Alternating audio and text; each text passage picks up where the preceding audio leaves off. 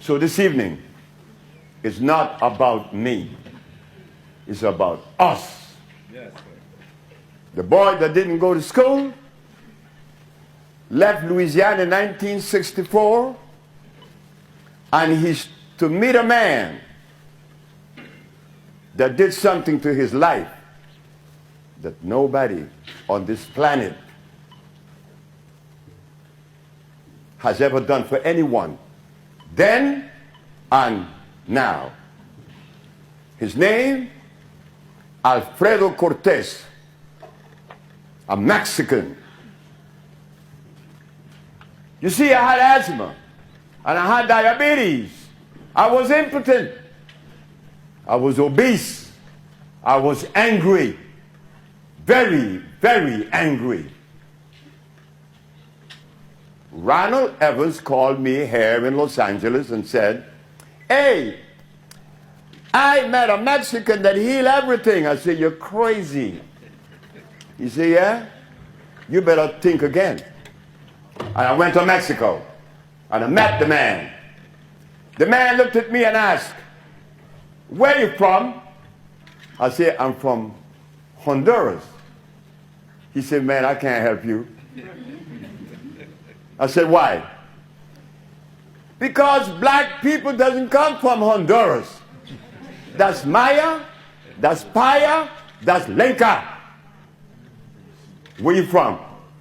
I said, "Oh, I'm from Africa." He said, "Now we could talk."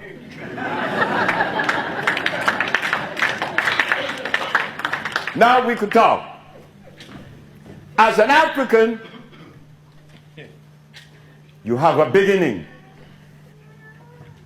Not as a Negro, not as an Afro-American. You have no beginning but slavery. But as an African, your beginning is before slavery. Yes, sir. But a Mexican is so grounded that he took your brother, Sebi, and healed him. And now that Mexican prepared me for you. Yes, sir. You see? You see the connection? Suppose the Mexican was prejudiced. It wouldn't have happened, right? No. It's about love. That's what we come into. Because, see, I worked with a young man named Pablo Medina. Pablo Medina is a Mexican. He belongs to a tribe known as the Huichol. These people are very humble. They're very humble. They're beautiful people.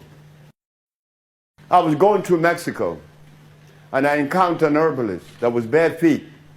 Oh my God, I got slippers on, and I don't like to talk with not even slippers. This man is bare feet, selling herbs. That's a Mexican for you. Humble this man were. That is the thing that we have to bring out of each other. You understand? It is necessary. That's the love that we need to generate. We need love. Like Mrs. Lily Watkins said, I need you. I'm not better than you.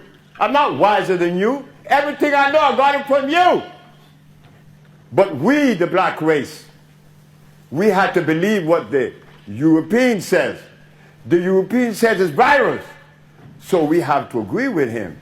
Because our scholars, they were engaging in metaphysics. They engaged in history. They engaged in politics.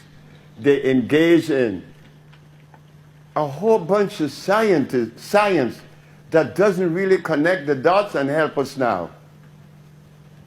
All that study was for naught, because right now we're sick and we need something to come and help us. And yet they continue to say that there is no cure.